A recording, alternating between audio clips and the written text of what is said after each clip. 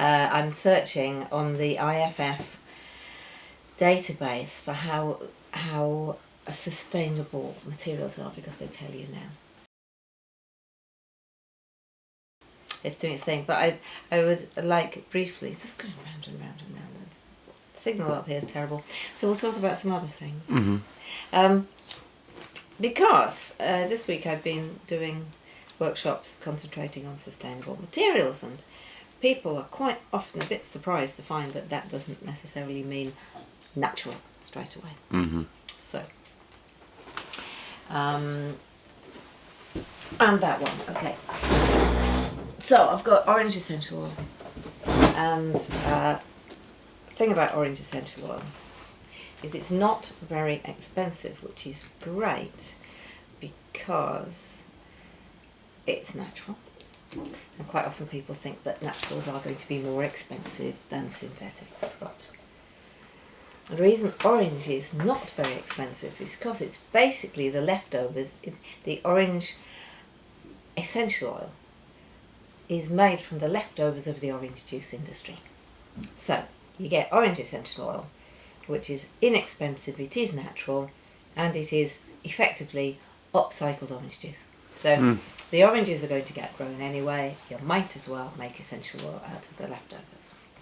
So that's many wins, of all the wins you can get. If I was to drink some water while smelling this, Yeah. would it? I wonder if it would be like drinking. It convinced you that it was orange juice. I did read about a water bottle system. Is it working? My little cousin's got one. Yeah, there's just you fill the bottle with water and it's got an aroma in the top. It's got a disc of aroma around it, Yeah. and you can get different flavours. So it makes the water more interesting. This was always my problem with water. I always thought it was very, very boring. Didn't like drinking it because it was dull.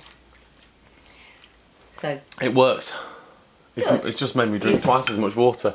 smell the orange, and there's nothing on these strips, don't know why I'm doing it.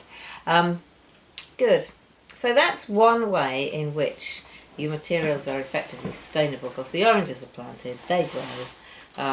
As long as they're not going to be sprayed with something you really don't want on your skin, the pesticides that are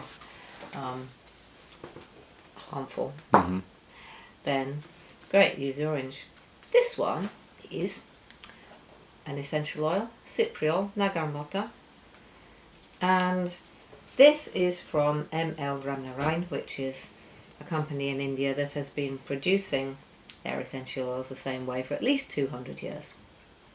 And it's quite high labour, but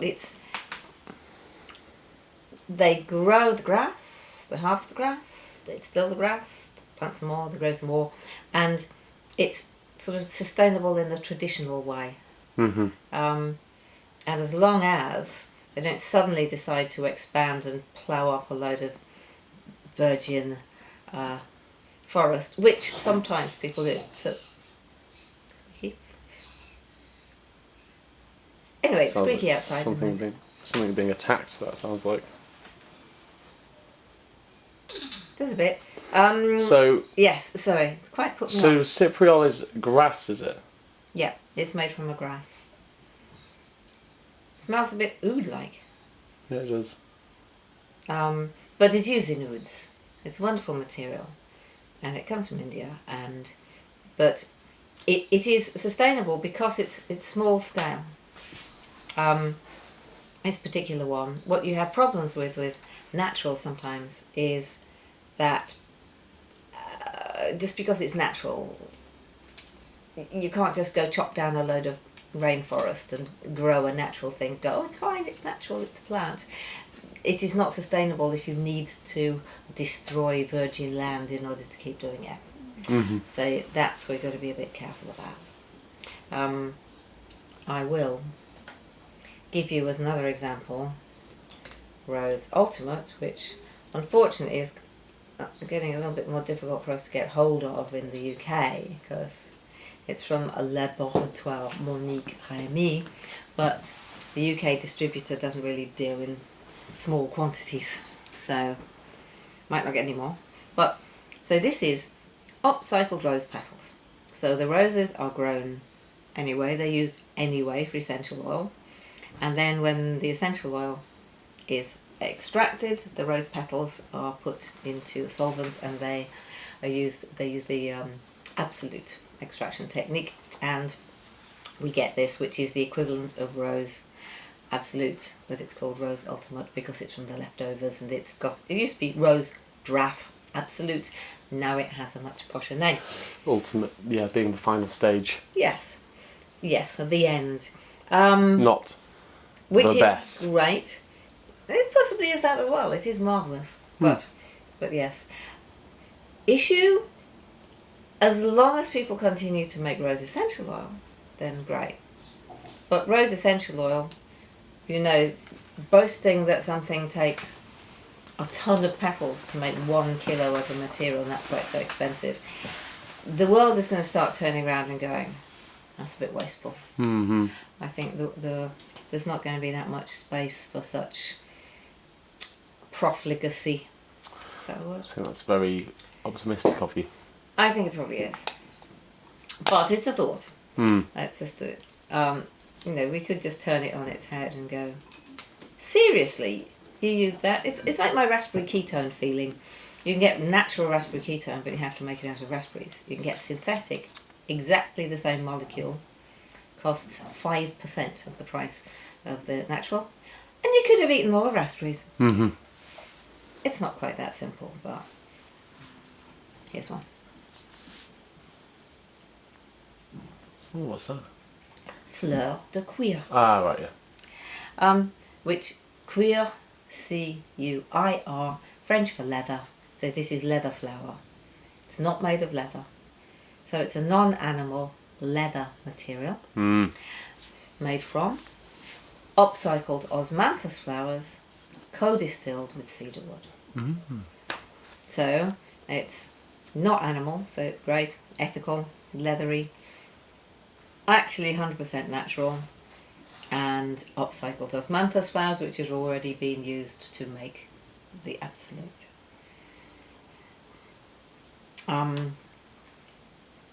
Which is nice. Finally, and the reason why I was looking on the IFF website is because I want to have it explained to me why this particular material, edenolide, is as green. It's got lots of nice dark green leaves next to it on the website. You can look up on companies' websites how sustainable, and what does that even mean, but how sustainable the materials are. And sometimes it is a lot more, well, it's better for the planet taking everything into account to buy a synthetic made in a nice factory somewhere in Europe where the water that they put back into the river is cleaner than the water they got out. And that the people who work for them are treated well. Do you see the latest thingy apparently, some brand that I don't buy from that's all over Instagram, the workers get paid 3 pence per garment to make them. I mean, it's not sustainable if you treat people like dirt. Mm-hmm. No. So it's often not looked into when you're talking about naturals. How do they actually treat the workers? Yeah. How are they treating the land?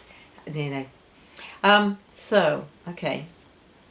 It's somewhere on here. I'm absolutely certain that it says, okay, product name.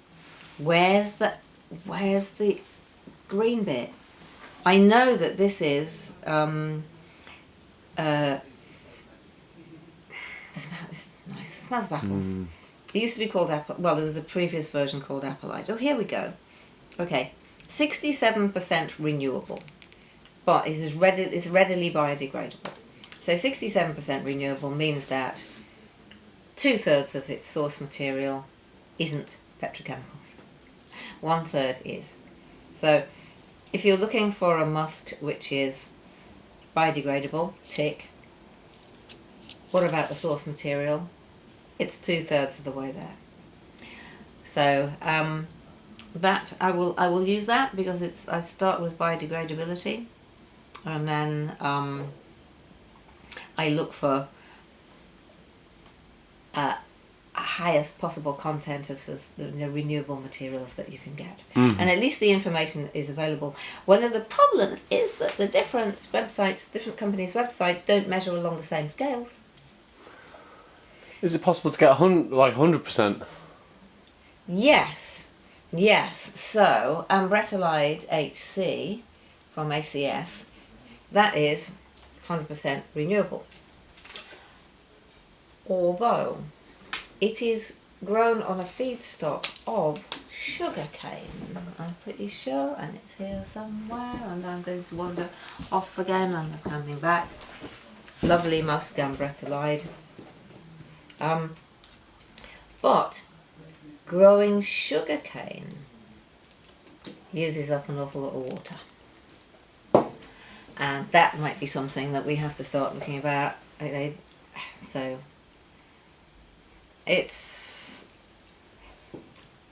the answers are always more complicated than you think they're going to be. Mm-hmm. The answer to the question, is it natural? Even then that's not a simple yes or no. Mm. Because Ambretolide can be counted as natural, but it's made from sugar cane. It's not made from the ambret tree.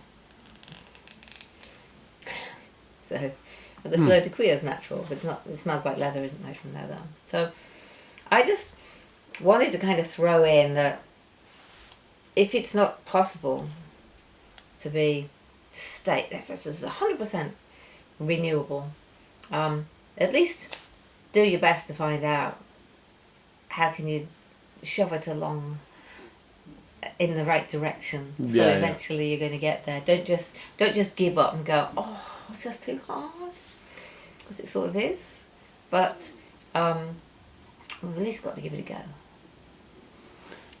Is that I thought I'd switch that off.